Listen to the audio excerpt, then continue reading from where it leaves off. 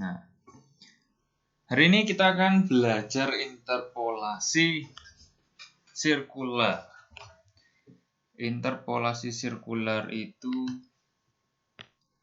adalah gerakan melingkar. Oke, saya pakai warna hitam. Oke. Saya gambarkan benda kerja dulu. Oke, ini langsung benda kerja aja ya. Jelek. Saya hapus.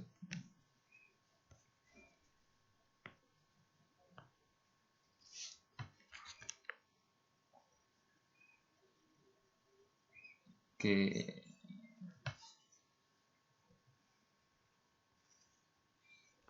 Ya, benda kerja lah itu ya. Oke, ulang. Set. Ya, anggap aja lurus. Susah sekali. Tapi kurang besar sepertinya. Hapus lagi. Oke.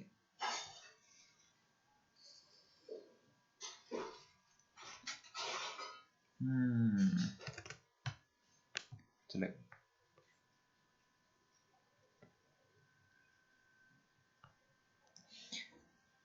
Hari ini kita akan belajar interpolasi linear. Oke, interpolasi linear itu apa? Itu adalah gerakan pahat melingkar. Kalau kemarin kita sudah belajar gerakan pahat selalu lurus-lurus saja ke arah X, Y, Z, atau diagonal. Sekarang kita akan belajar menggerakkan pahat secara melingkar. Oke, untuk menggerakkan pahat secara melingkar, kita bisa gunakan G02 dan G03. Saya tidak akan mengatakan bergerak searah jarum jam atau kebalikan jarum jam, karena ini tergantung dari mana pahat Anda diletakkan. Kita mulai dari G02 aja. Mari kita mulai dari G02 dengan contoh pahat ada di bagian sini ya. Oke, ini misalnya pahat ada di bagian sini. Jika Anda menggunakan G02 dengan pahat ada di bagian situ dan benda kerja ada di bagian ini, maka pahat akan bergerak melingkar dengan bentuk seperti ini. Misalnya ini titik gerak awal, dia akan bergerak ke... Oke, saya melakukan kesalahan.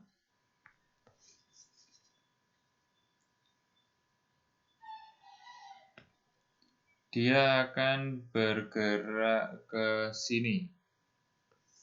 Ya. Misalnya ini dari sini ya, G. Oke, saya ganti lagi, mungkin lebih baik. Pahatnya saya taruh di sana.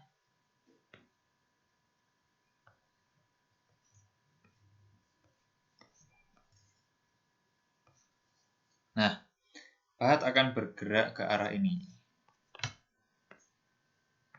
Oke, itu G02. Nah, cara menentukan G02 ini bagaimana? Oke, saya hapus dulu.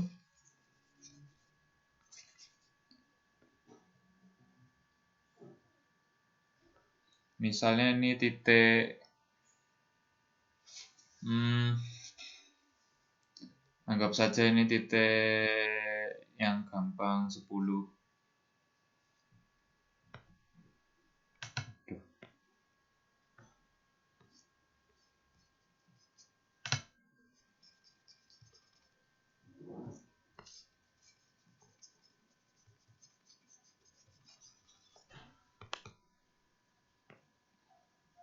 Here's all in.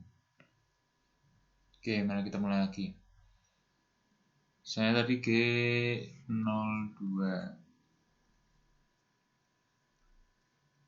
berasal dari sini ya, misalnya ini minus 10, minus 10. Titiknya ada di sini, dia akan bergerak ke sana menuju ke titik ini. Nah, kita perlu beri, nah, menuju ke titik mana? Nah, G02 ini gini, ini titik awal ya. Saya perlu gambar pahatnya sedikit biar Anda tidak lupa. Oke, pahatnya dari situ ya. Titik minus 10, ini misalnya X, ini Z. menuju ke titik berikutnya yang di kiri bawah. Ini ya, menuju ke titik ini. Nah, kita harus menuliskan titik itu tuh titik berapa. Kalau dia ada di kiri bawah, berarti kan untuk menuju ke sana, kita perlu sumbu Z negatif. Nah, ini kalau saya loh ya, ini bebas. Anda boleh pakai XZ, boleh pakai UW. Tapi kalau saya lebih suka pakai UW. Nah, ini selera aja. Kalau pakai UW misalnya ke kiri, berarti negatif W. Oke. Lalu ke bawah, berarti kalau misalnya absolutnya ada di sini, misalnya absolutnya di sini, titik 0,0.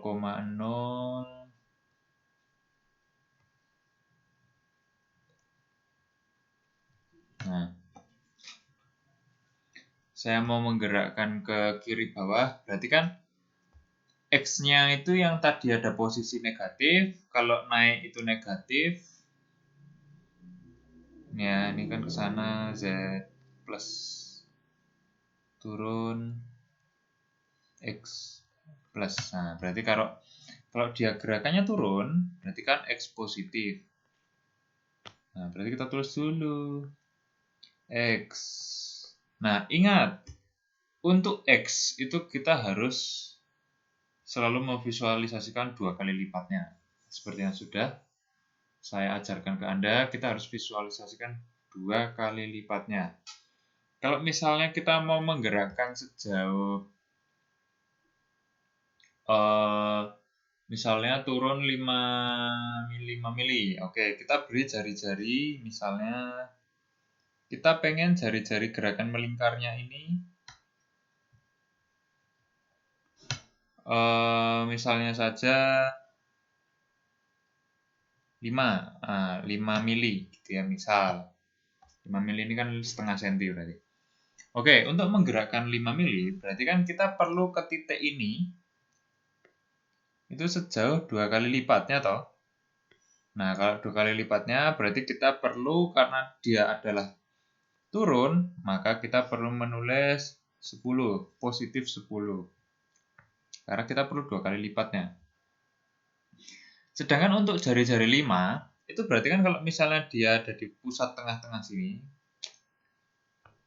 misalnya dia ada di tengah-tengah sini pusatnya, berarti kan ke sini 5, ke atas juga 5. Nah, berarti kan kita perlu inputkan ini di Z5. Karena, sorry, salah.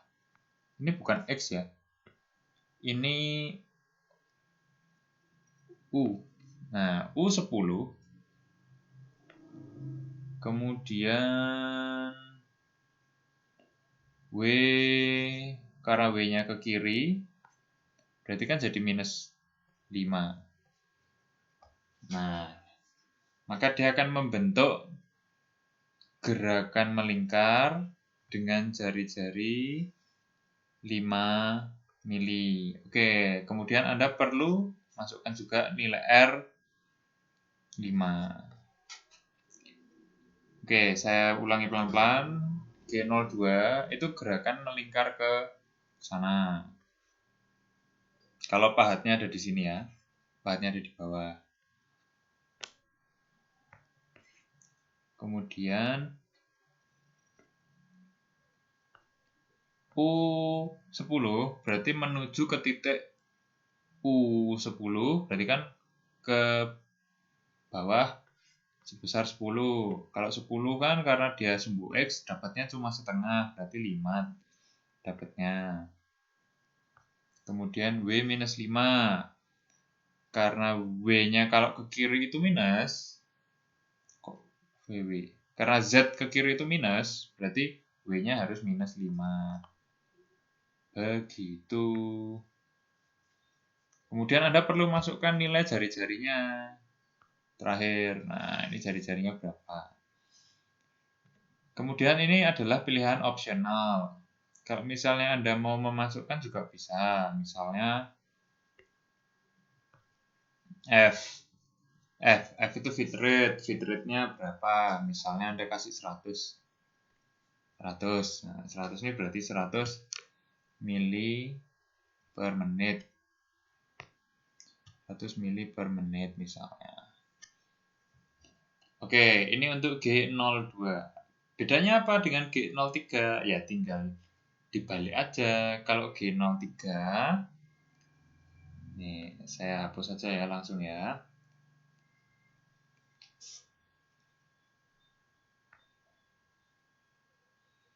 Terus di sini, aduh, di sini, habis di sini,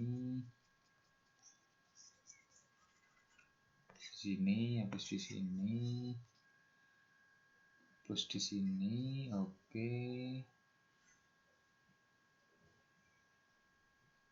Ini, oke. G03 misalnya. Kalau G03 nanti gerakannya jadi gini. Set. Titik. Nah, jelek mas, ulang ya. Set. Nah, misalnya ke sini. Nah, tadi kan bentuknya ke sana. Kalau G03 jadi kebalikannya. Ke sini. Nah, U10 karena U-nya ini R-nya 5 ya. R-nya 5, U-nya tetap sama 10. 10 kan berarti kalau dia U berarti bergerak sejauh 5 mili. Nah, kemudian W-nya minus 5 ke sana, minus 5 kan kalau W itu selalu sama jadi minus 5. Nah, cuma bedanya kalau G03 gerakan melingkarnya kebalikannya ke sana.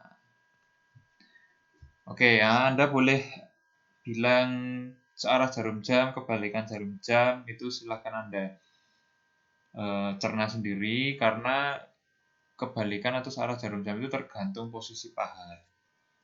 Nah, kalau saya sarankan Anda gambar aja. Anda gambar dan Anda bayangkan. Nah, jadi kalau misalnya Anda menggunakan G03 pada benda kerja, itu nanti akan memotong benda kerja kurang lebih seperti ini misalnya.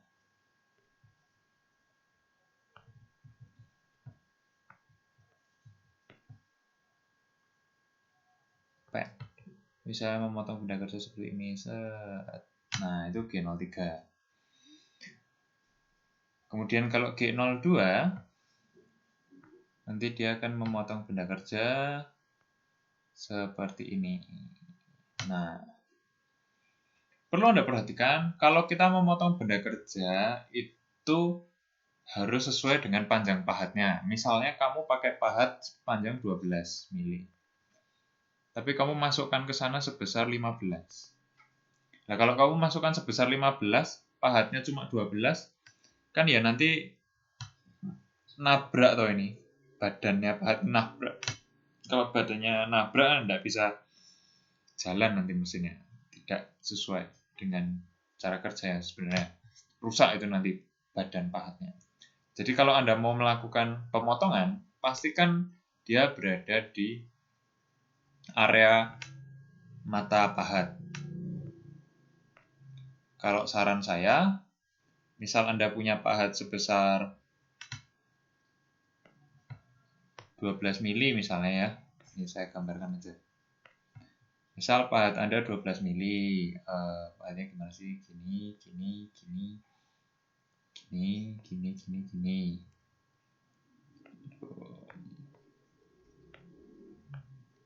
Oke.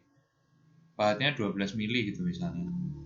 12. Lah Anda masukkan 6 aja dulu. Masukkan 6. Misalnya Anda mau motong 12 mili.